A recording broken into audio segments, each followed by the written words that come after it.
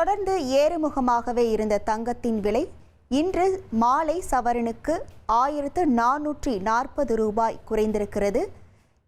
ஒரு சவரன் தங்கம் 96,000 ரூபாய்க்கு விற்பனை செய்யப்படுகிறது.